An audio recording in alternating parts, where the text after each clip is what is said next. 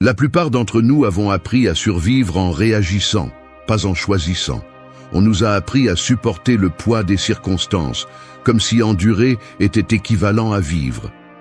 Mais il y a un coup caché dans cette résistance automatique. La fracture silencieuse du caractère, l'usure psychologique d'essayer de contrôler tout sauf ce qui compte vraiment. Le bien-être, bien qu'annoncé comme un prix, n'est pas un trophée que l'on atteint d'un coup, ni une promesse vide des livres de développement personnel.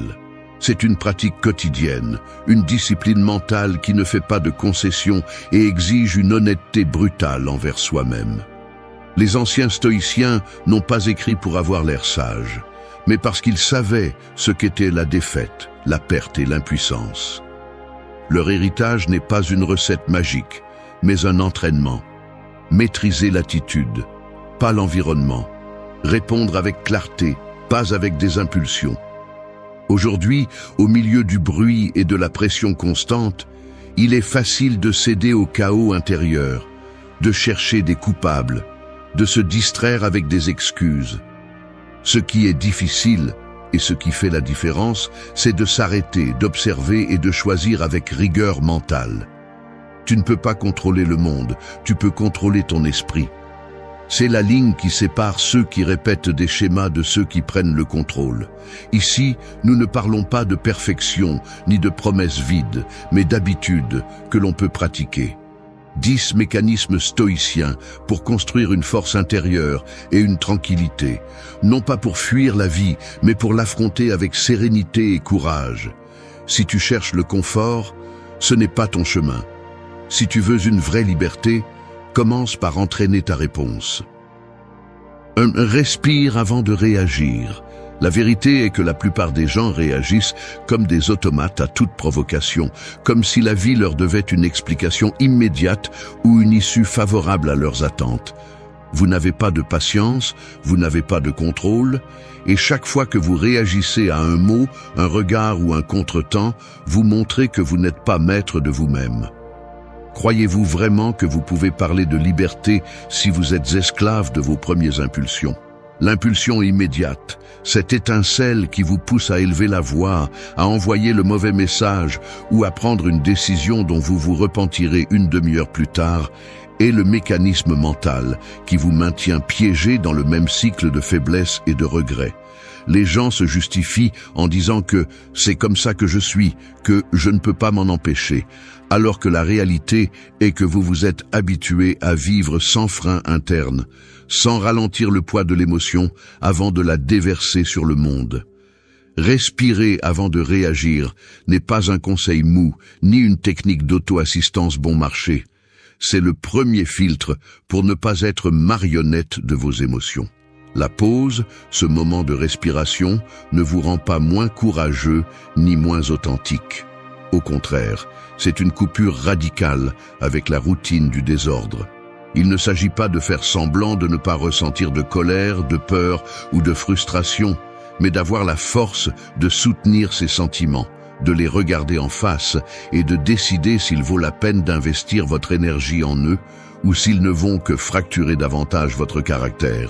Les stoïciens ne cherchaient pas à éliminer leurs émotions, mais à éviter que les émotions ne les contrôlent. C'est aussi simple que cela. Celui qui ne s'arrête pas se trahit lui-même. La maîtrise de soi commence à ce moment inconfortable où vous pouvez sentir votre pouls s'accélérer et, au lieu d'exploser, vous choisissez de respirer. Parce que si vous n'êtes pas capable de tenir quelques secondes entre le stimulus et la réponse, vous ne serez pas non plus capable de changer quoi que ce soit de profond dans votre vie. N'attendez pas de ressentir une calme automatique. Cela ne viendra pas. Au début, la pause est inconfortable, presque insupportable, car votre esprit exige une gratification instantanée, exige d'avoir raison et de déverser le poids de l'émotion sur le champ. Mais cet espace qui semble d'abord inutile, est exactement l'endroit où commence le véritable entraînement mental. Chaque fois que vous l'appliquez, même maladroitement, vous brisez des années de réaction automatique. Vous construisez, pas à pas, le muscle invisible de l'autocontrôle, le seul qui compte vraiment quand tout le reste s'effondre. Personne ne va vous applaudir pour avoir respiré avant de répondre. Personne ne remarquera la bataille intérieure. Mais c'est là, dans cette seconde invisible, que se définit si vous êtes maître ou victime de vous-même. La plupart des gens n'essaient jamais parce qu'il est plus facile de se plaindre que de se contenir.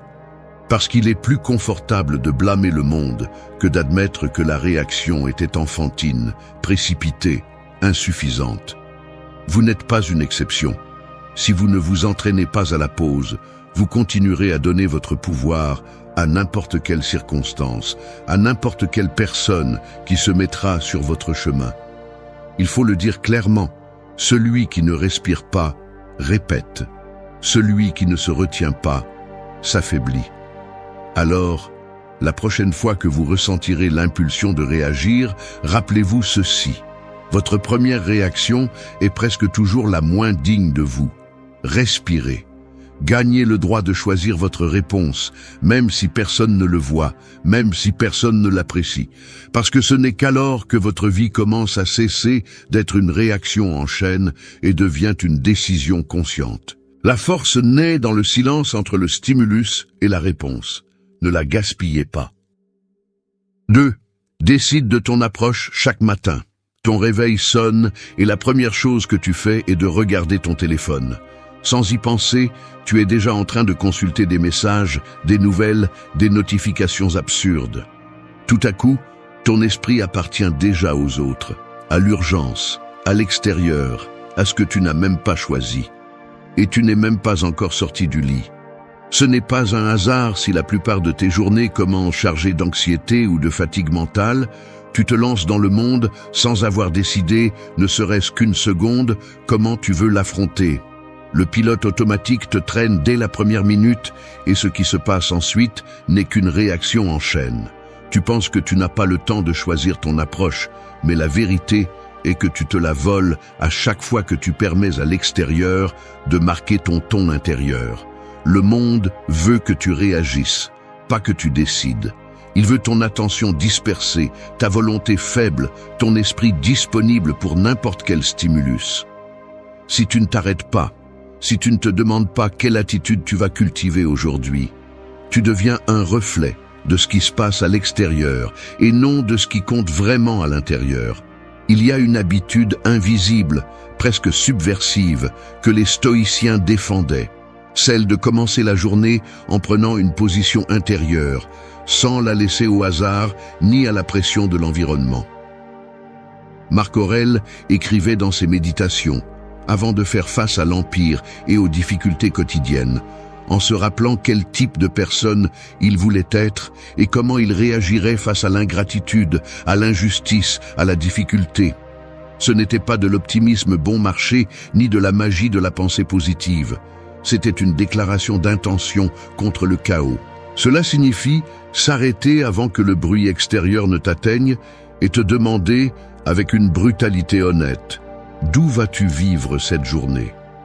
Il ne s'agit pas de prédire ce qui va se passer, ni d'éviter le stress, mais de choisir, en toute conscience, le filtre à travers lequel tu vas regarder ce qui se produit. La différence entre une journée gâchée et une journée vécue se trouve dans ces 30 secondes de clarté avant que tout commence. L'esprit humain, par défaut, recherche le confort et la familiarité. Il te maintient dans les mêmes schémas de préoccupation, dans les mêmes plaintes, dans la même sensation que tout te dépasse. Le travail du matin n'est pas de te motiver artificiellement ni de te remplir de phrases vides.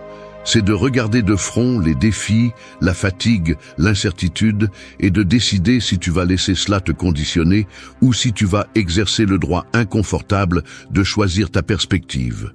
Personne ne peut le faire à ta place. Tu n'as pas besoin de rituels complexes, ni d'une heure de méditation, ni d'une liste interminable d'objectifs. Tu as besoin de la conviction, même silencieuse, que ton état mental n'est pas à vendre chaque fois qu'un nouveau jour se lève. Ce que tu décides au réveil devient la racine de toutes tes réponses. Ce que tu ne décides pas finit par être décidé par l'inertie de tes émotions et par la pression de l'environnement. L'approche matinale est un investissement minimal qui rapporte des dividendes toute la journée. Il y a des jours où la lassitude pèse 3 fois plus et tu ne veux rien choisir. C'est justement là que se forge la fermeté intérieure.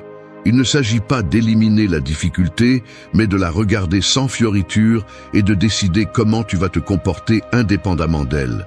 Le monde peut te donner des raisons de ressentiment ou d'apathie, mais tu peux te donner des raisons de clarté et de dignité. C'est ainsi que commence le véritable changement. Non pas quand la vie s'améliore, mais quand tu améliores la façon dont tu l'affrontes. Ce n'est pas de l'auto-assistance, c'est de l'auto-affirmation. Décide de ton approche avant que le monde ne décide pour toi. L'attitude ne s'improvise pas, elle s'entraîne à l'aube. Le jour où tu choisis comment tu vas regarder la vie est le jour où tu reprends le contrôle que tu avais offert. 3. Sois maître de ton attention. Je te l'avoue sans détour, la majeure partie de ma vie, j'ai eu l'impression que mon attention ne m'appartenait pas. C'est inconfortable de le reconnaître, mais la réalité est brutale. Il suffit d'observer comment, minute après minute, l'esprit s'immisce dans des conversations inutiles, ressasse des griefs passés, s'obsède sur des détails sans importance ou se perd dans des distractions qui n'apportent rien. Ce n'est pas seulement le bombardement de notifications ou les réseaux sociaux, c'est cette tendance presque addictive à abandonner l'important pour l'immédiat, l'essentiel pour le superficiel. L'attention, qui devrait être ton outil le plus précieux, finit par devenir un terrain de manipulation et de gaspillage. Ce n'est pas un hasard. Le monde moderne a transformé la dispersion en norme et la concentration en rareté. Mais la racine est plus profonde.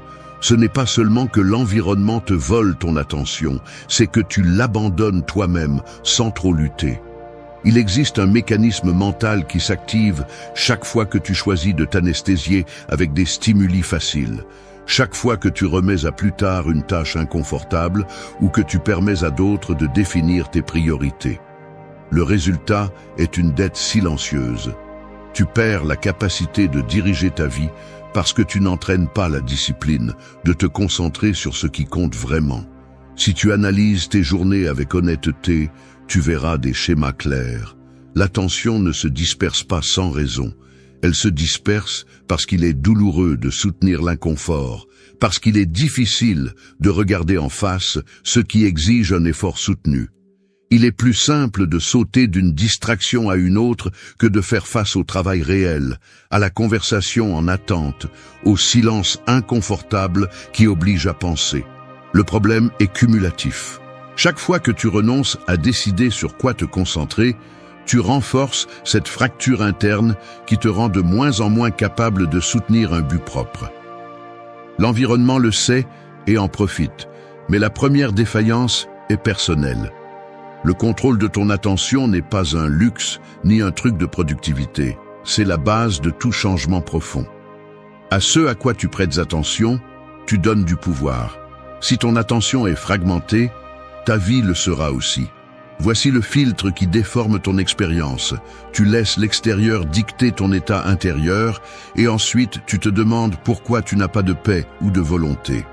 Les stoïciens l'ont compris bien avant l'ère de l'addiction numérique. Épictète disait que n'est pas esclave seulement celui qui obéit à un maître, mais celui qui ne peut gouverner ses propres pensées. L'esprit indiscipliné est un terreau fertile pour l'anxiété, pour la plainte, pour la dépendance aux stimuli extérieurs. Tu ne peux pas parler de liberté si ton attention est enlevée toutes les demi-heures par n'importe quoi qui se passe en dehors de toi. C'est ici que l'habitude stoïque devient radicalement pratique. Il s'agit d'établir de petites murailles internes, décider avec clarté et fermeté où tu vas mettre ton focus et le protéger comme s'il s'agissait de ta seule richesse personnelle. Il ne s'agit pas d'éliminer toutes les distractions car c'est impossible, mais de choisir consciemment quand et comment tu t'exposes à elles. C'est inconfortable au début parce qu'il semble que tu te perds quelque chose, mais ce que tu perds vraiment, c'est ta propre vie lorsque tu ne choisis pas dans quoi tu t'immerges. Fais l'essai, identifie pendant 1 heure quelle chose te distrait et questionne pourquoi tu leur laisses entrer. Tu verras que la plupart sont des habitudes automatiques, des routines mentales que tu ne remets jamais en question. Changer cela exige une décision inconfortable, presque douloureuse. Dire non à la satisfaction instantanée pour construire une attention plus forte. C'est ça la véritable autodiscipline. Soutenir l'inconfort de choisir le focus lorsque tout conspira pour te disperser. Un esprit dispersé est une vie en pilote automatique. Un esprit concentré est une vie délibérée. Tu peux choisir à quoi tu penses, mais tu peux aussi refuser de donner ton attention pour rien. Le contrôle de l'attention est l'entraînement invisible du caractère. Si tu ne la diriges pas, quelqu'un d'autre le fera pour toi. Personne ne peut te voler ce que tu ne donnes pas. 4. Libère-toi du résultat. Une main serre le dé avant de le lancer, les articulations tendues, la respiration retenue. Pendant un instant, tout le corps se prépare à l'issue. La rotation, le bruit sec contre la table, la chute finale du sort. Mais dès que le dé roule, dès qu'il quitte les doigts, le contrôle disparaît. Ce qui se passe ensuite n'est plus entre tes mains, même si toute ta tension veut s'accrocher au résultat. C'est ainsi que fonctionne l'esprit lorsqu'il s'obsède avec ce qu'il ne peut pas garantir. Tu presses, tu forces, tu t'épuises, comme si presser plus fort pouvait influencer ce qui est hors de ta portée. La vie est pleine de ces dés lancés. Une conversation que tu as préparée, un projet dans lequel tu as mis ton âme, une relation dans laquelle tu as investi des années. Tu fais ce que tu peux, tu donnes le meilleur de toi-même, mais au fond, tu veux une garantie que cela se passera comme tu l'espères. Tu vis enchaîné à l'issue, et cette chaîne est invisible, mais elle pèse. Elle pèse dans la mâchoire serrée, dans les épaules chargées, dans l'anxiété qui t'accompagne comme une dette qui ne se paie jamais. L'habitude stoïque de se libérer du résultat n'est pas de la résignation, c'est de l'intelligence émotionnelle appliquée dans son état pur. Il s'agit d'entraîner le muscle de lâcher prise sur ce qui ne dépend pas de toi, avec la même discipline que celle avec laquelle tu choisis les pensées que tu vas nourrir. Regarde tes mains après avoir fait ce qu'il fallait. Si tu continues à t'accrocher au résultat, tu perds de l'énergie et de la paix mentale. Si tu lâches prise, tu retrouves un espace intérieur que personne ne peut te ravir. Observe-toi lorsque tu termines une tâche. Est-ce que tu continues à passer en revue chaque possible échec, chaque réaction des autres, chaque futur hypothétique? C'est vivre hypothéqué au résultat. Et chaque jour que tu le fais, tu remets ta sérénité à des variables que tu ne pourras jamais contrôler totalement. Il ne s'agit pas de cesser de t'efforcer, ni de revenir au cynisme de « je me fiche de tout ». Il s'agit d'une maturité brutale. Tu agis, tu t'investis, mais tu te détaches du désir que le monde te rende exactement ce que tu attends. Les stoïciens appelaient cela ataraxie, l'imperturbabilité face à l'incertain. Tu la ressens quand, après avoir fait ce qu'il fallait, tu peux cesser de ruminer, cesser de vérifier ton téléphone, cesser de regarder du coin de l'œil la réaction des autres. C'est ce moment où, même si l'issue n'est pas parfaite, tu choisis de ne pas te punir, ni de te célébrer excessivement. Parce que ni les éloges, ni l'échec ne te définissent vraiment. Seulement ce que tu as fait avec ce qui dépendait de toi. Le reste, ce sont des dés dans les airs. L'entraînement commence dans le petit. Tu remets un rapport, tu passes un appel difficile, tu donnes un avis sincère. Ta tâche n'est pas de garantir la réponse, mais d'être impeccable dans ton action. Chaque fois que tu lâches l'obsession du résultat, tu deviens un peu plus libre.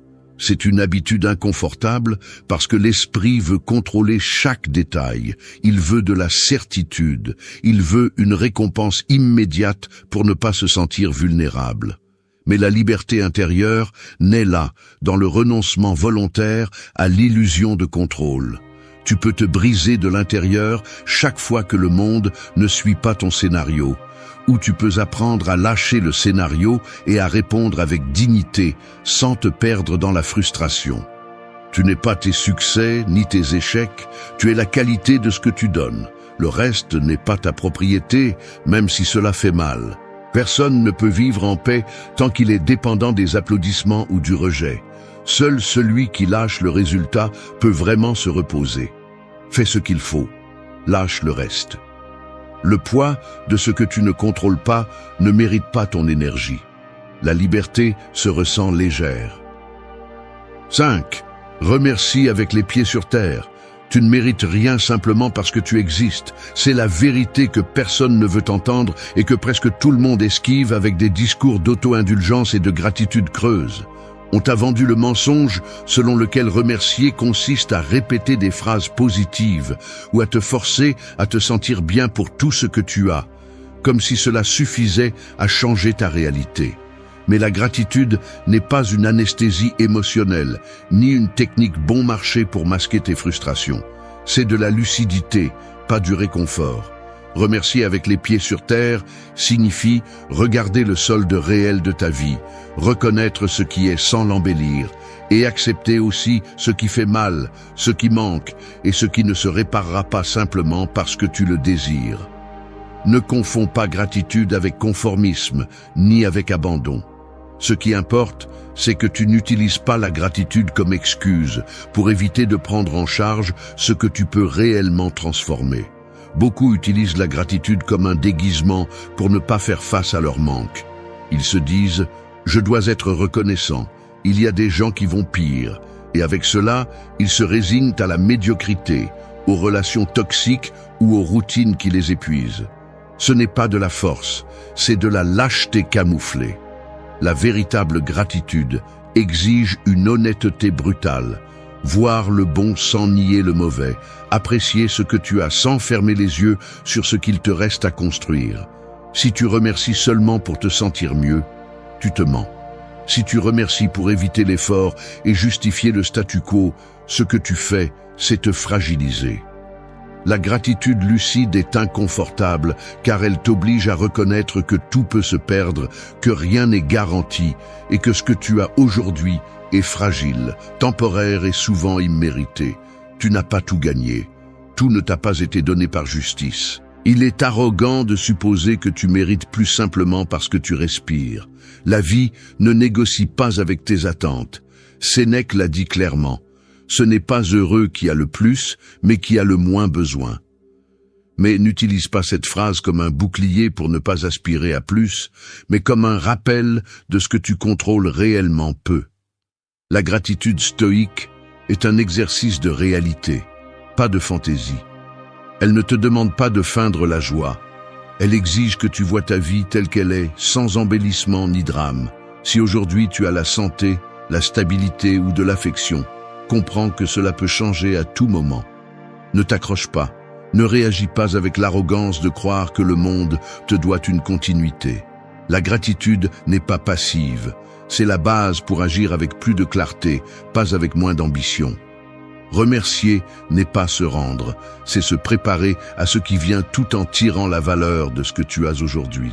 Si tu te contentes de remercier automatiquement, sans réfléchir, tu es aussi irresponsable que celui qui ne fait que se plaindre. Ce sont deux façons de refuser de grandir.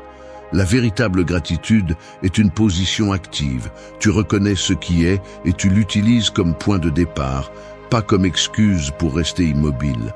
Tu remercies le bon, tu l'acceptes, puis tu te lèves pour travailler sur ce qui manque. Tu ne dois pas à la vie une gratitude servile, tu te dois à toi-même l'obligation de ne pas gaspiller ce que tu as. C'est cela la dignité, c'est cela le courage. Arrête d'utiliser la gratitude comme un analgésique. Utilise-la comme un diagnostic. Fais le bilan sans craindre l'inconfort. Ce que tu as aujourd'hui, tu peux le perdre demain. Ce que tu ressens aujourd'hui, tu peux le transformer si tu cesses de te mentir. Personne ne va te reconnaître pour remercier en silence, mais c'est là que se forge la véritable force, en regardant ce que tu as et en décidant malgré tout d'aller chercher plus. Ne confonds pas la gratitude avec l'auto-illusion. Remercie, mais ne t'endors jamais. La gratitude lucide est le point de départ, pas la fin du chemin. 6. Fais des pauses pour retrouver la clarté. La vérité est que la plupart des gens ne s'arrêtent jamais assez pour voir ce qui leur arrive vraiment. Ils vivent poussés par la hâte, par l'urgence de faire, de résoudre, d'être partout, convaincus que s'ils s'arrêtent ne serait-ce qu'une minute, ils perdent le contrôle ou prennent du retard. Ce qu'ils ne voient pas, c'est que cette impulsion constante d'avancer, d'accumuler des heures d'activité et de répondre à chaque demande est exactement ce qui leur vole la clarté et le calme qu'ils recherchent tant. Il n'y a pas de force intérieure possible si tu ne te donnes jamais la permission de t'arrêter. Celui qui ne sait pas s'arrêter ne sait pas non plus voir. L'esprit saturé commence à déformer la réalité. Il exagère des problèmes mineurs, perd le sens de l'important, s'étouffe dans des détails sans poids. Sans pause, tu deviens la victime de ton propre désordre mental. Ce n'est pas que la vie soit trop difficile, c'est que tu la rends insupportable en te refusant le droit de respirer et de regarder de l'extérieur ce qui se passe à l'intérieur de toi. Si tu es honnête, tu reconnaîtras qu'il y a des moments où tu continues à faire des choses juste parce que tu ne supportes pas le vide que laisse le silence. Il y a une peur silencieuse de te retrouver seul avec tes pensées, de faire face à ce que tu ressens vraiment lorsque l'exigence diminue et que le bruit s'estompe. Fuir le repos est une façon de fuir soi-même. Mais chaque fois que tu fuis la pause, l'esprit s'alourdit d'une dette invisible. Émotions non traitées, jugements que tu ne remets jamais en question, tensions qui s'accumulent jusqu'à intoxiquer ton caractère.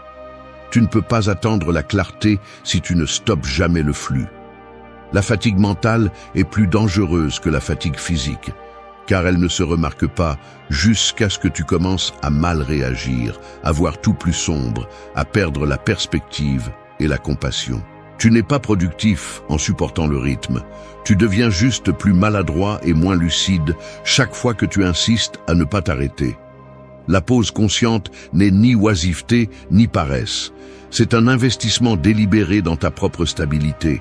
C'est arrêter la marche juste assez pour retrouver de la distance, pour observer le panorama sans la pression de l'urgence. Lorsque tu te donnes cette licence, même pour quelques minutes, le poids mental commence à se relâcher. Tu découvres que beaucoup de préoccupations n'étaient que des répétitions automatiques, que beaucoup de colère était une accumulation de fatigue, que la plupart de tes décisions hâtives sont dues à un manque d'espace entre un stimulus et ta réponse. La pause est le filtre le plus efficace pour les distorsions internes. C'est là qu'émerge l'une de ces vérités inconfortables. Celui qui ne s'arrête pas se trompe plus. Celui qui se permet de s'arrêter retrouve le contrôle et la perspective. C'est inconfortable au début parce que l'habitude de l'auto-exigence va te crier de continuer, qu'il y aura bien le temps de se reposer après. Mais le après n'arrive jamais, et ainsi passe la vie, sans clarté, sans pause, sans direction. Tu n'as pas besoin de vacances ni de retraite spirituelle pour retrouver la clarté. Il suffit de t'arrêter vraiment plusieurs fois par jour, même si ce n'est que 5 minutes. Ferme la porte, éteins les notifications, respire et observe comment est ton esprit. Demande-toi, sans anesthésie, est-ce que j'agis depuis la fatigue, depuis la réaction ou depuis la clarté? Rien que cette question, dans cet espace bref d'honnêteté, peut te redonner le pouvoir que tu offres chaque jour à la hâte et au chaos. Le muscle de la clarté se renforce dans les pauses. C'est là que la confusion se filtre et que l'on retrouve la force de mieux décider. La pause n'est pas une faiblesse, la pause est une stratégie. Celui qui ne s'arrête pas se perd lui-même. Fais des pauses. Retrouve la clarté. Ne continue pas à avancer aveuglément dans une vie que tu n'as pas décidé de vivre. 7. Réfléchis avant de dormir. Tu éteins la lumière et le silence te frappe avec tout le poids de la journée. Il ne s'écoule même pas 3 minutes que l'esprit commence à repasser des scènes, des gestes, des mots mal dits ou non dits, des décisions que tu n'as pas encore closes. Malgré la fatigue, les images reviennent, la discussion où tu as perdu le contrôle, le message que tu as évité de répondre, la petite trahison de tes propres principes par confort ou peur. Tu n'as pas besoin d'inventer de grands drames pour savoir qu'à la fin de la journée, l'esprit se repose rarement en paix. La plupart se rend simplement au sommeil en repoussant les pensées inconfortables à demain, comme si l'oreiller suffisait à réinitialiser la conscience. Mais la dette s'accumule. Chaque nuit où tu dors sans passer en revue ta journée, tu renforces le cycle d'inconscience et répètes les mêmes erreurs le lendemain. La réflexion nocturne n'est pas un acte mou ni une auto-assistance déguisée en spiritualité. C'est un mécanisme stratégique pour briser la chaîne de la réaction automatique. Si tu ne te demandes pas, avec une brutalité honnête, ce que tu as bien fait, ce que tu as mal fait et ce que tu aurais pu faire mieux, tu te condamnes à répéter le même scénario. Le stoïcisme l'a compris il y a des millénaires. Sénèque recommandait, chaque nuit, de passer en revue les actions de la journée, comme si tu étais ton propre juge et témoin.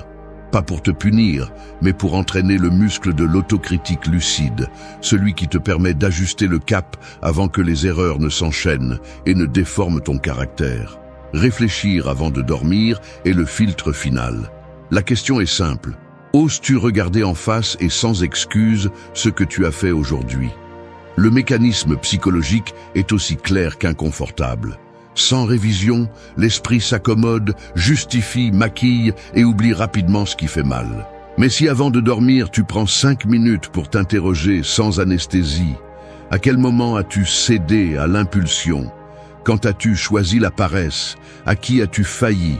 De quoi peux-tu vraiment être fier? Tu commences à clore des cycles internes et à éviter que la culpabilité, l'auto-illusion ou l'autosatisfaction ne s'enracinent.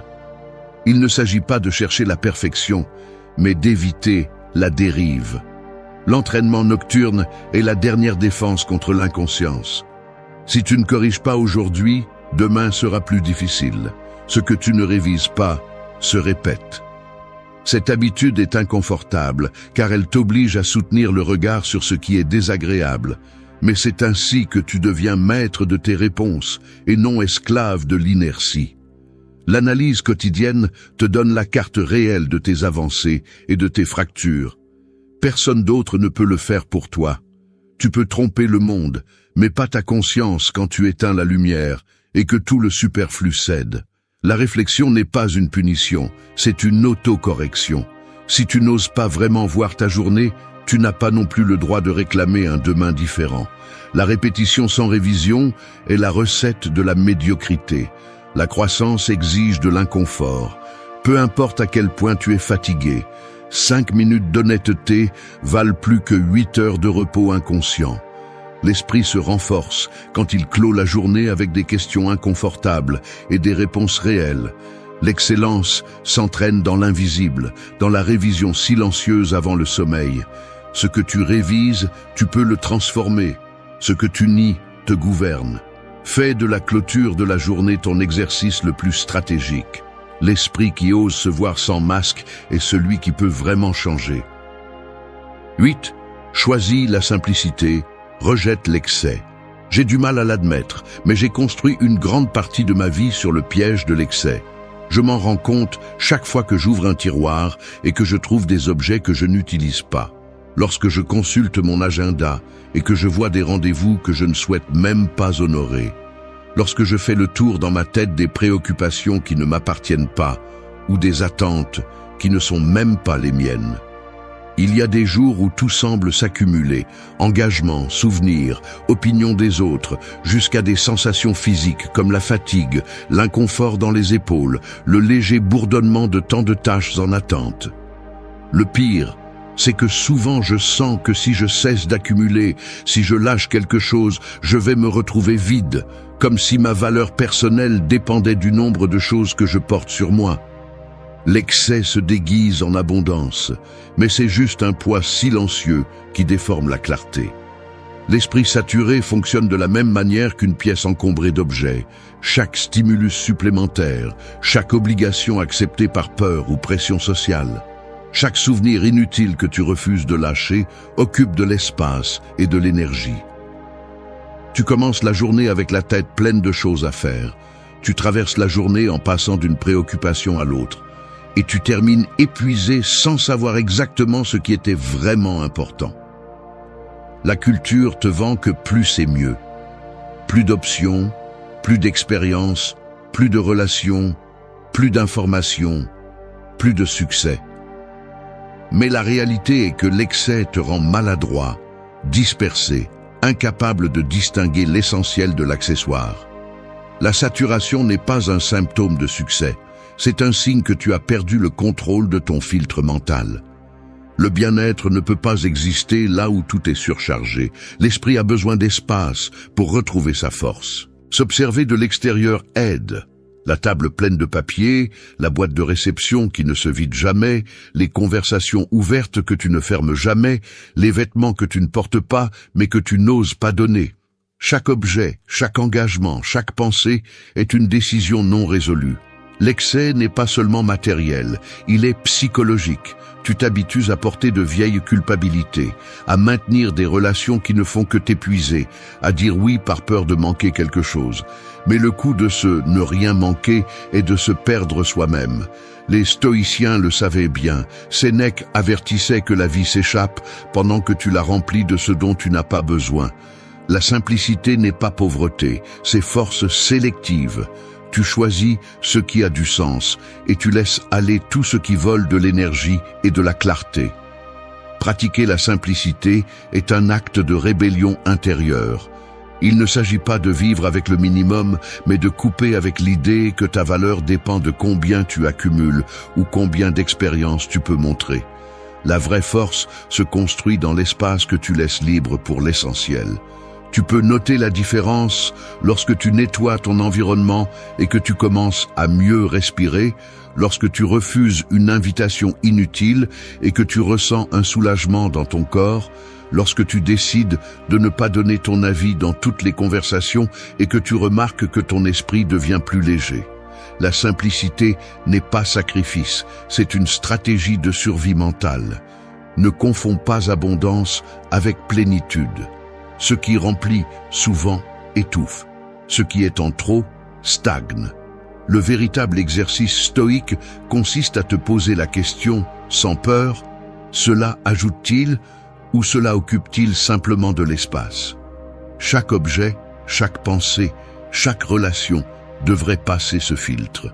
Il n'y a pas de bien-être possible dans la saturation, seulement de la fatigue déguisée en activité. Choisis la simplicité, même si cela te dérange, même si tu penses que tu deviens invisible ou moins précieux en ayant moins. La force se remarque dans l'espace que tu défends, pas dans ce que tu accumules. Simplifier n'est pas abandonner, c'est récupérer le pouvoir de décider ce qui mérite ton énergie. Vivre simplement, c'est vivre fort. L'accumulation est une fuite silencieuse de pouvoir. La simplicité est le muscle de la clarté. La plupart des gens restera distraite, parlant trop, cherchant validation sur des écrans et perdant leur temps dans des comparaisons inutiles. La vérité inconfortable est que 2026 n'aura pas de patience pour ceux qui ne prennent pas au sérieux le contrôle de leur vie. S'exposer, réagir à tout, expliquer chaque limite, épuise ton énergie et te rend vulnérable. Personne ne viendra te sauver de la dispersion ni de l'auto-tromperie. Si tu ne coupes pas avec les vieilles habitudes, tu vas rester coincé, répétant des excuses pendant que d'autres avancent en silence. Il ne s'agit pas de motivation bon marché ni de belles phrases, mais de la réalité de chaque jour. Si tu ne filtres pas ce que tu consommes, ce que tu dis et ce que tu laisses entrer dans ton esprit, il n'y a pas de discipline qui tienne. Chaque minute que tu passes à justifier tes limites, à chercher l'approbation ou à réagir impulsivement est une fracture de plus dans ton caractère. Le monde ne te doit pas de reconnaissance et ta transformation n'a pas besoin de spectateurs. Il y a un coût psychologique à vivre en fonction de l'opinion des autres et chaque fois que tu choisis le bruit au lieu du silence, tu paies ce prix avec ta propre avancée. Changer n'est pas optionnel pour ceux qui veulent se démarquer. C'est un devoir envers soi-même. Discipline sans témoin, concentration sans comparaison, douleur transformée en moteur. C'est seulement ainsi que tu évites de rester en arrière. 2026 appartient à ceux qui osent briser le moule. Ne sois pas surpris du prix de ne pas changer. 1. Protège ton énergie avec un silence intentionnel. La plupart des gens ne échouent pas par manque de talent, mais parce qu'ils gaspillent leur énergie à parler trop et à s'exposer sans raison.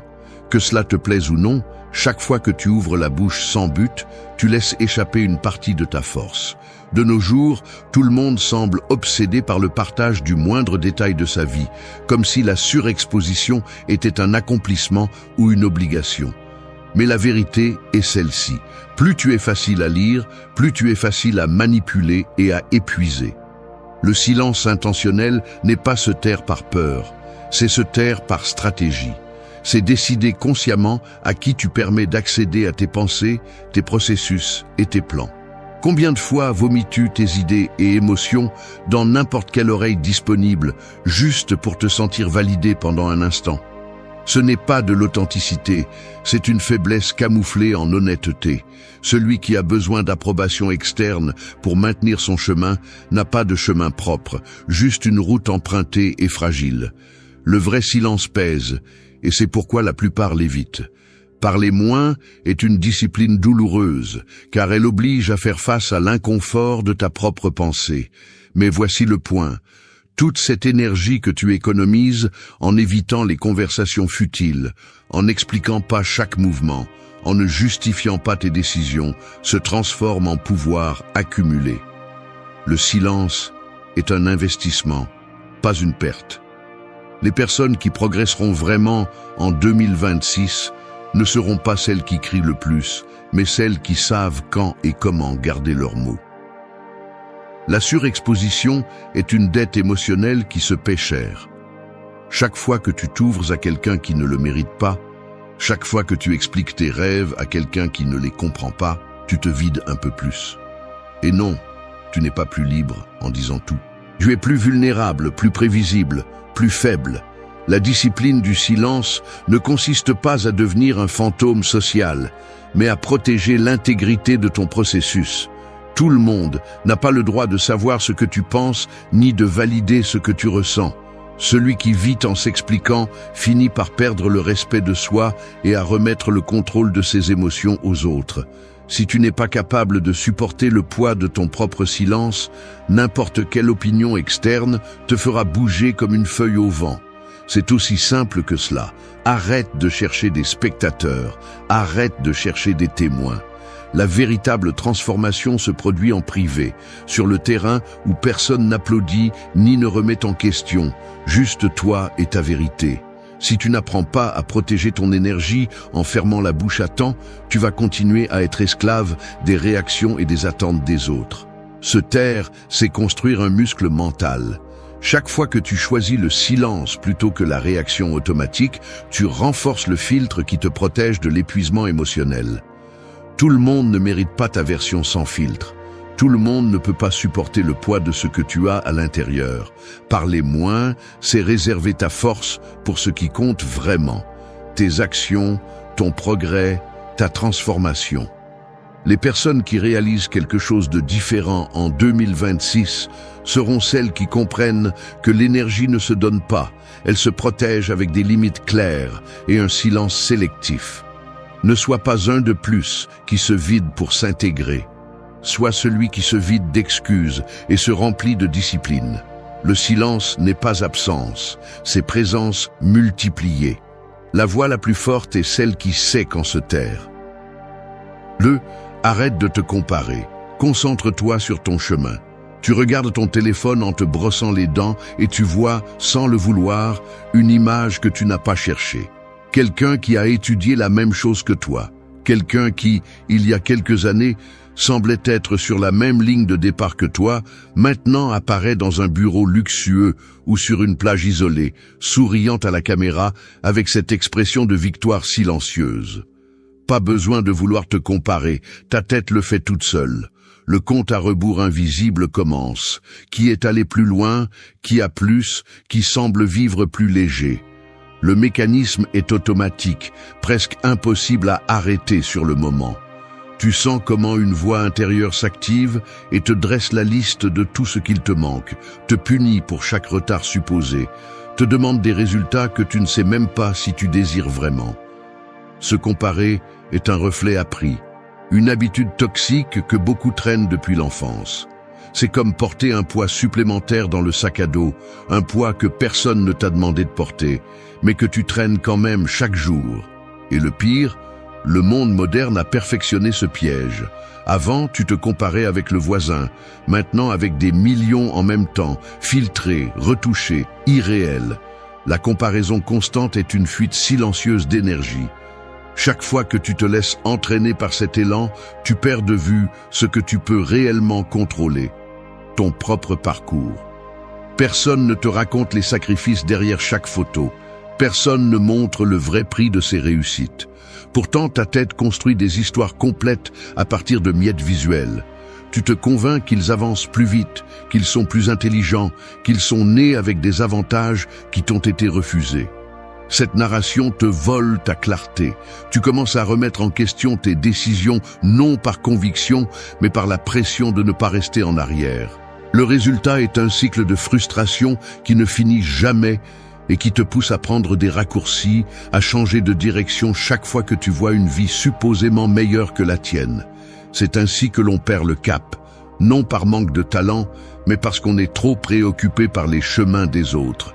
Être obsédé par le parcours des autres est la façon la plus sûre de trahir le tien. Personne ne peut construire une vie authentique tout en regardant du coin de l'œil les autres. La comparaison est un filtre qui déforme la perception, fait que tes réussites semblent insignifiantes et tes erreurs impardonnables. Et le plus grave, elles te déconnectent de ton propre processus d'apprentissage. Quand la mesure est toujours externe, tu ne te sentiras jamais suffisant, quoi que tu fasses. Le premier pas pour sortir de ce piège n'est pas d'ignorer les autres, c'est d'apprendre à écouter ce que tu veux vraiment, même si c'est inconfortable de l'admettre. Cela nécessite du courage de rompre avec le schéma de regarder sur les côtés et de tourner le regard vers l'intérieur. Il n'y a aucun mérite à arriver rapidement à une destination qui n'a jamais été la tienne. La vraie discipline commence quand tu cesses de poursuivre des standards extérieurs et que tu t'engages envers ton propre développement, même si personne ne le voit, même si personne ne le célèbre. Tu dois protéger ton attention contre la tentation de mesurer chaque pas selon la vie des autres. Cela ne se fait pas du jour au lendemain. C'est une décision quotidienne, une sorte d'entraînement à contre-courant. Le véritable progrès est silencieux et souvent inconfortable. Tu es responsable du chemin que tu choisis et aussi de la distraction que tu permets. Souviens-toi de cela. Personne ne peut te voler ton processus, mais tu peux le donner en te comparant. Arrête de regarder à l'extérieur, commence à construire de l'intérieur. La seule compétition qui compte est contre la version que tu étais hier. La comparaison est une dette émotionnelle, l'attention, un investissement que seul toi décides de faire. 3. Supporte la solitude, renforce ton caractère. Je dois l'admettre, il y a des jours où la solitude pèse plus que je ne le voudrais. Ce n'est pas la solitude physique, celle-là est facile à combler avec du bruit, des écrans ou des gens.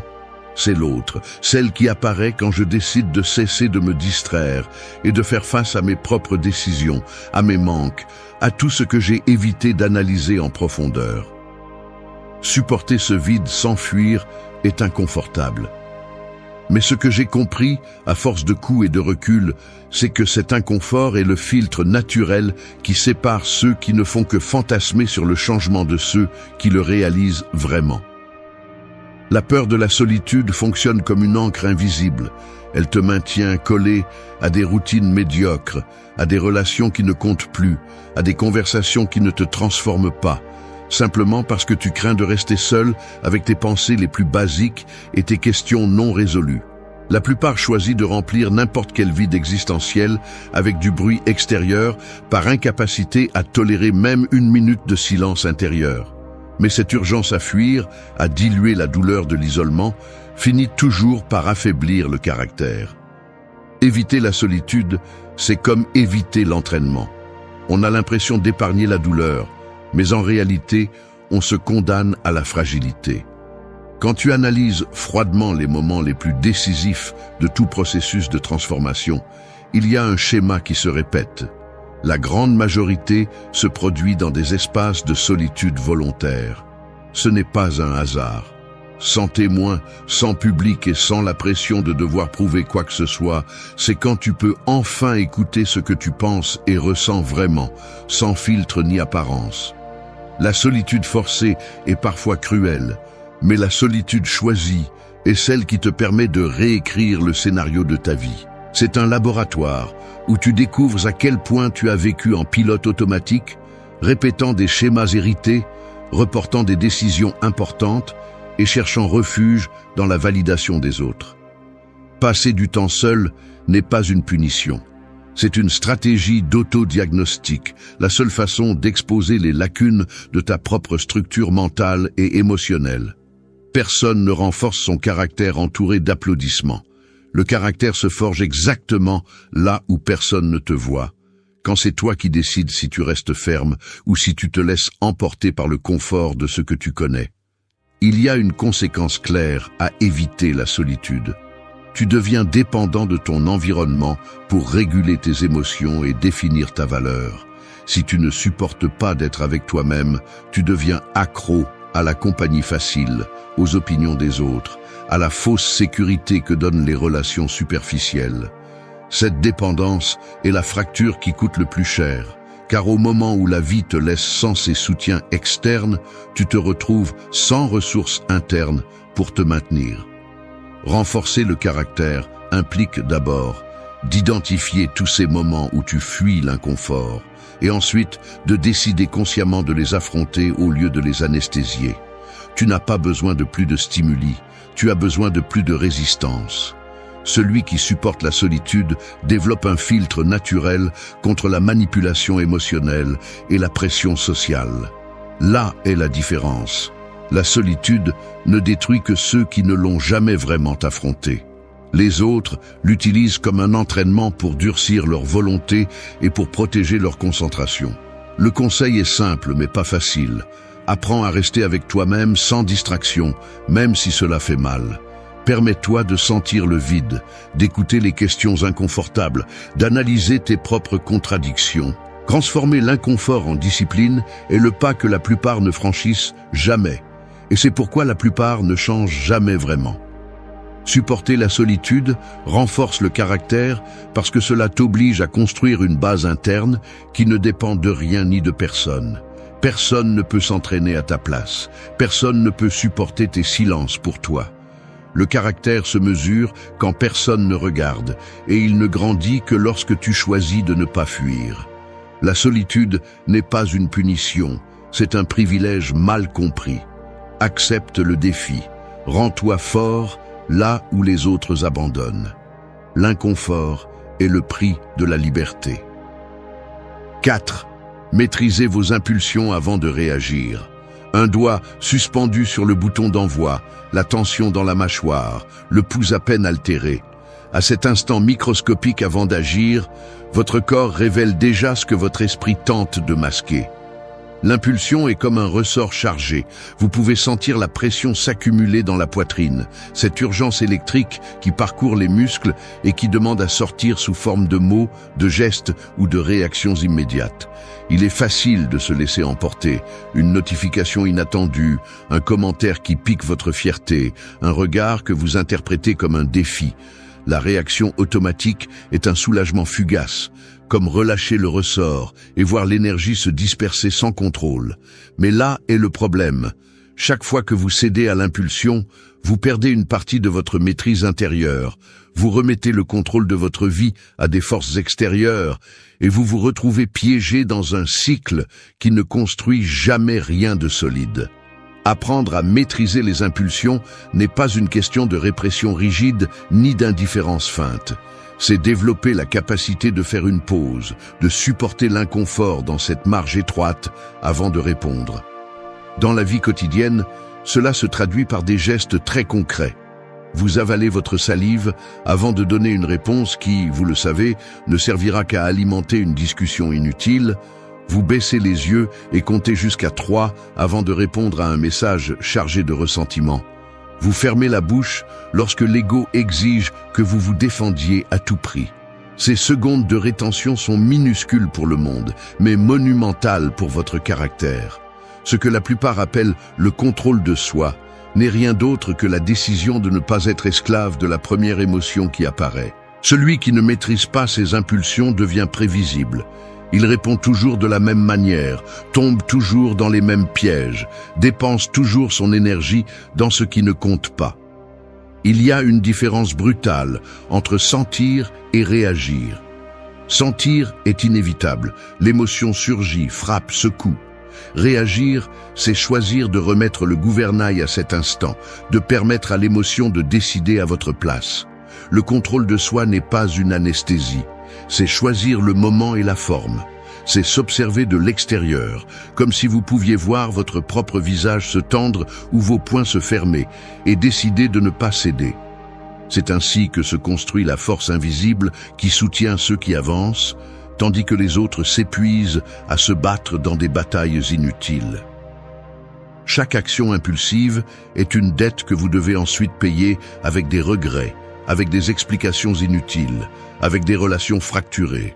En revanche, chaque fois que vous maîtrisez l'impulsion, vous accumulez du crédit interne, des réserves de patience et de clarté qui vous servent quand cela compte vraiment. Ce n'est pas un processus confortable ni immédiat.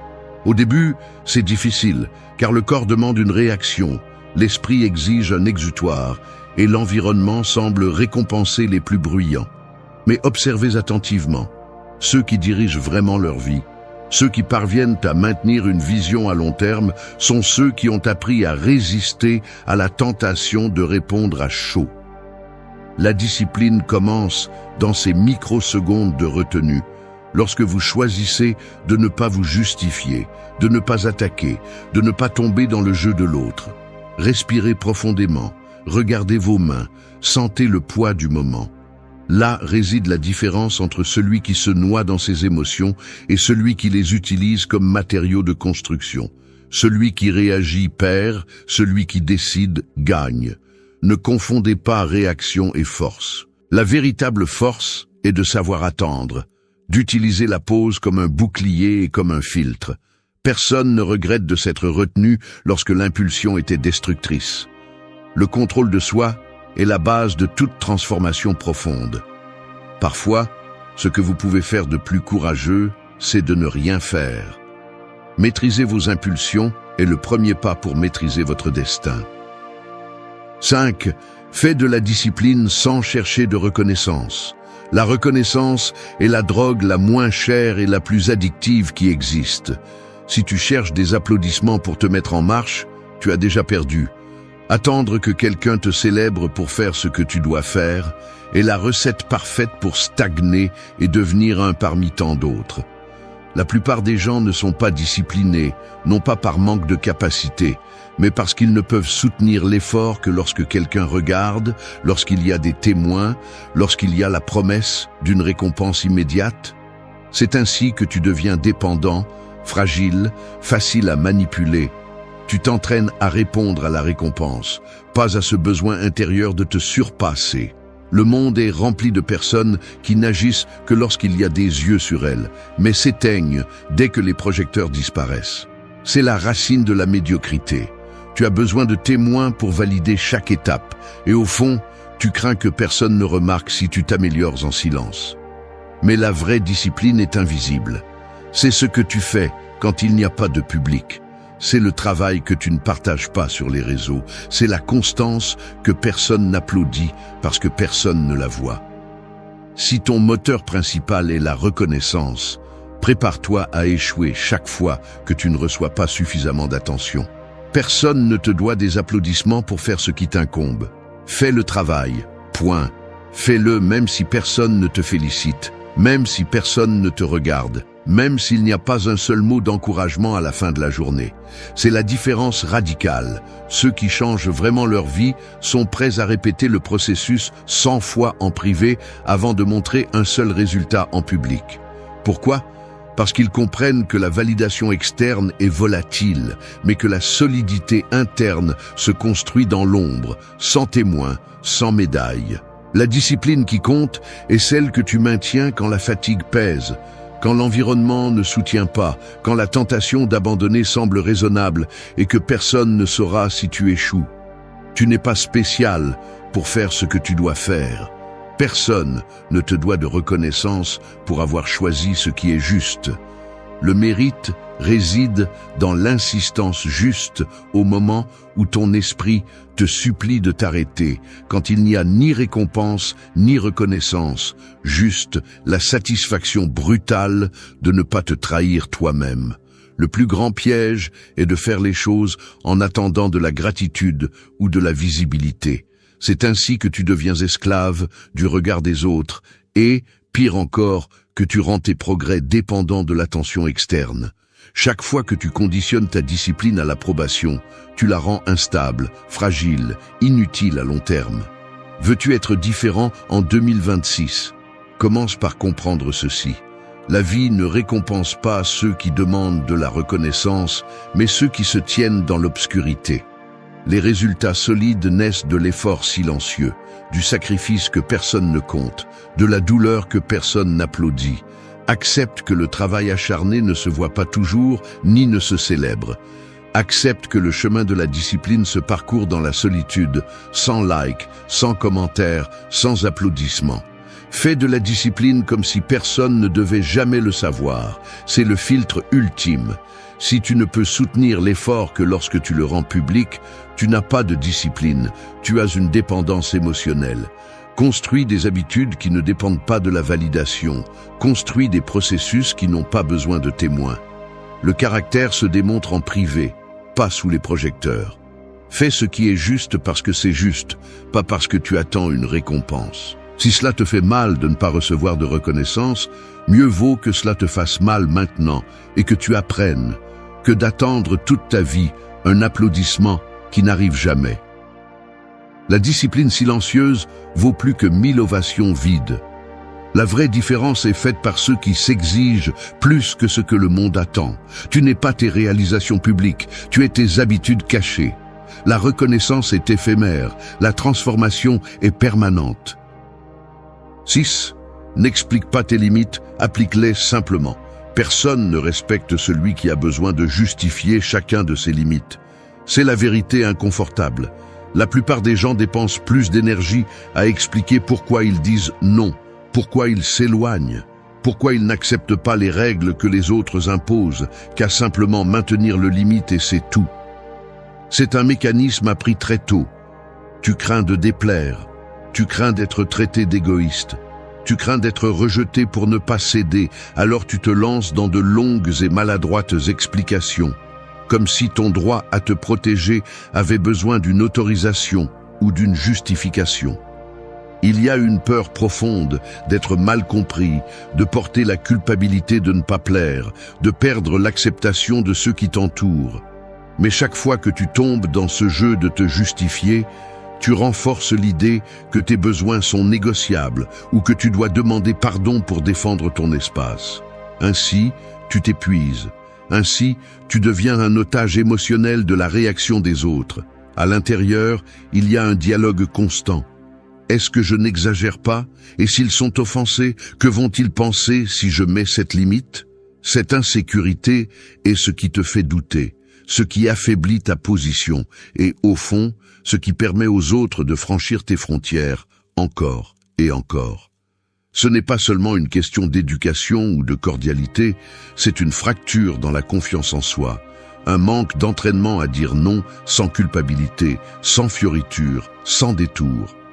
Chaque explication que tu donnes est une invitation à négocier la limite, à te presser, à remettre en question ta décision. Et le pire, c'est que souvent, tu n'es même pas conscient de quand tu remets le contrôle.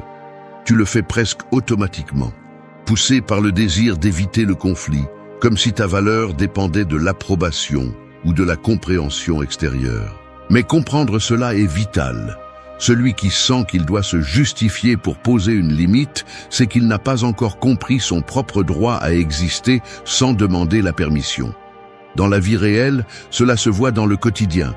Tu acceptes des invitations que tu ne veux pas, tu prends des appels qui te drainent, tu écoutes des problèmes d'autrui qui ne te concernent pas, tu fais des heures supplémentaires juste pour ne pas dire que tu ne peux pas. Et quand tu oses enfin mettre un frein, tu te précipites à expliquer chaque détail comme si ton bien-être devait être voté par les autres. L'épuisement ne vient pas seulement des autres, mais de l'effort interne de te convaincre que tu as le droit de décider jusqu'où tu vas. La véritable discipline émotionnelle est de cesser de négocier tes limites avec ceux qui ne les comprendront jamais. Il y a une phrase que tu devrais te tatouer mentalement. Celui qui s'explique trop s'affaiblit. Tu n'as pas besoin de discours pour protéger ta paix. Tu n'as pas à détailler des raisons, ni à demander l'approbation pour prendre soin de tes priorités. La fermeté se démontre dans les actes. Tu dis non et tu le maintiens. Tu prends de la distance et tu ne la justifies pas. Tu mets une frontière et tu ne l'embellis pas d'excuses. Les gens respectent ce qui n'est pas discuté. Et oui, il y aura de l'inconfort, peut-être du rejet, même des jugements. Mais la tranquillité qui naît de maintenir tes limites sans explication est bien plus grande que l'anxiété d'essayer de plaire à tout le monde. L'autorité sur ta vie se consolide dans le silence, par des actes, pas par des discours. Chaque limite trop expliquée est une fissure dans ton propre respect. Arrête de demander la permission d'être qui tu es. Si ta limite est claire pour toi, c'est suffisant. N'explique pas, applique-la. 7. Transformez la douleur en moteur de progrès. Vous vous réveillez et le premier souvenir qui apparaît est ce malaise sourd dans votre corps, cette gêne persistante qui ne s'efface ni avec le café ni avec la meilleure playlist. Ce n'est pas seulement de la fatigue physique, c'est l'accumulation de petites déceptions, de pertes récentes, de mots qui ont fait plus de mal que vous ne l'avez admis, d'opportunités qui se sont échappées quand vous en aviez le plus besoin. La douleur, bien qu'elle soit silencieuse et apparemment invisible, pèse plus que n'importe quel sac à dos. Elle s'installe dans la nuque, dans l'estomac, dans la façon dont vous froncez les sourcils ou dans la difficulté que vous avez à commencer la journée. Beaucoup essaient de la minimiser ou de se distraire, d'autres tentent de la déguiser avec de l'humour. Certains en font une excuse pour abandonner. Mais la vérité est que la douleur ne disparaît pas en la niant. Elle se transforme simplement en un fardeau caché qui limite chaque décision. Et voici le premier point clé. La douleur est inévitable, mais ce que vous en faites est votre choix. Il existe un mécanisme mental qui s'active face à toute expérience douloureuse, l'impulsion de fuir, de se plaindre ou de chercher des coupables. C'est une défense primaire, presque automatique, mais terriblement coûteuse. Chaque fois que vous choisissez le chemin de la plainte, la douleur se recycle. Elle passe d'un signal utile à une prison émotionnelle. En revanche, lorsque vous prenez le temps d'analyser d'où vient cette douleur et à quoi elle sert, la douleur peut devenir un outil stratégique, un filtre qui sépare ce que vous devez changer de ce que vous devez simplement laisser aller. La plupart des gens n'atteignent jamais ce niveau d'analyse. Ils restent bloqués à la surface, piégés dans des récits de victimes, attendant que quelque chose d'extérieur résolve leur inconfort. Mais la douleur bien utilisée est une carte. Elle indique les fractures dans votre caractère et les points faibles de vos habitudes. Ce n'est pas la souffrance qui vous freine, c'est votre utilisation inefficace de celle-ci. La clé est de changer votre relation avec la douleur. Si vous la voyez comme un ennemi, elle vous affaiblit. Si vous la voyez comme un maître, elle vous pousse. Le processus n'est ni confortable ni rapide. Il nécessite de regarder en face ce qui fait le plus mal et de vous demander avec une brutalité honnête quelle décision vous avez retardée, quelle limite vous n'avez pas fixée ou quelle discipline vous n'avez pas maintenue. La douleur indique avec une précision chirurgicale vos domaines à améliorer, les zones non entraînées de votre vie.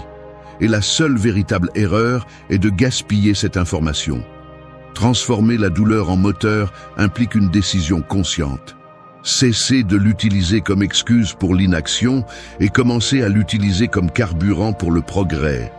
Personne ne progresse sans un confort soutenu. Personne ne se transforme en évitant le malaise. La douleur est le prix d'une version plus forte de vous-même.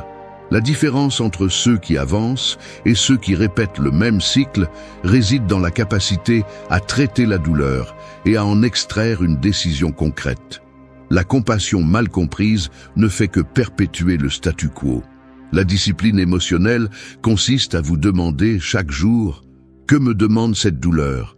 et ensuite agir, même si cela fait plus mal au début. La croissance personnelle ne se produit pas en l'absence de douleur, mais dans la gestion stratégique de celle-ci. Si vous parvenez à transformer ce malaise en un rappel quotidien de ce que vous pouvez encore améliorer, la douleur cesse d'être un obstacle et devient un moteur. Celui qui apprend à utiliser la douleur comme signal d'ajustement ne reste jamais longtemps au même endroit. Oubliez d'attendre le moment parfait, la motivation idéale ou le soulagement immédiat. Rien de tout cela n'existe. La vie ne récompense pas ceux qui souffrent en silence, mais ceux qui transforment la souffrance en mouvement.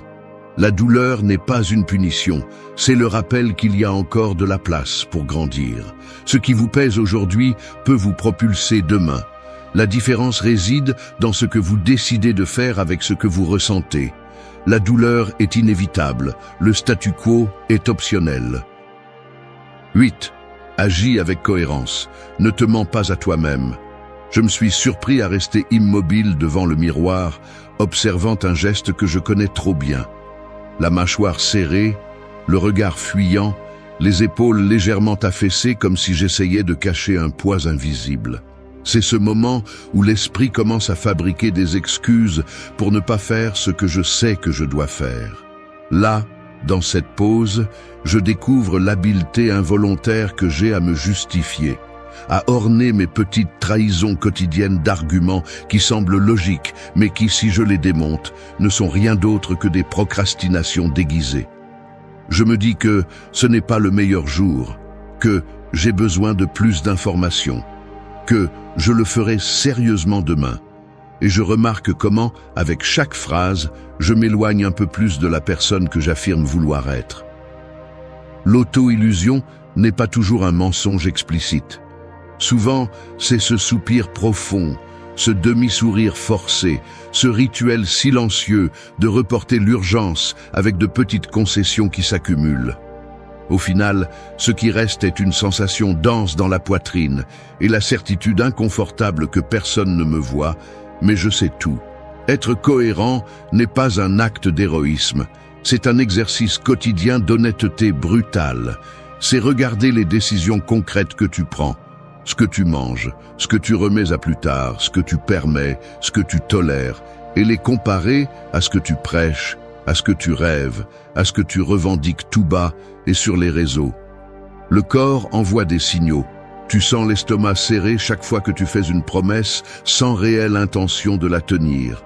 La gorge se dessèche quand tu mens sur ton processus. Le dos se tend quand tu ignores cette tâche que tu as juré de résoudre aujourd'hui. L'auto-illusion est une dette silencieuse. Elle se paie sous forme d'insatisfaction quotidienne et de respect de soi érodé. Il n'y a pas de raccourci. Tu peux tromper le monde un moment, mais tu ne peux pas tromper ton corps ni ta mémoire. Dans la vie quotidienne, l'incohérence se remarque dans les détails les plus simples. Tu dis que tu veux de l'ordre, mais ton bureau est un chaos. Tu assures que cette année sera différente, mais tu répètes les mêmes rituels de procrastination, les mêmes conversations vides, les mêmes pensées circulaires que tu as promis de laisser derrière. Le langage corporel ne ment pas. Tu évites le contact visuel quand tu justifies tes échecs, tu croises les bras quand tu sais que tu cèdes à une habitude que tu as juré de couper. Il ne s'agit pas de perfection, mais de décision. Chaque fois que tu choisis d'agir contre ce que tu défends, ta volonté s'affaiblit un peu plus. Personne ne échoue à cause d'une grande erreur, mais à cause de centaines de petites incohérences qui se normalisent jusqu'à anesthésier l'inconfort.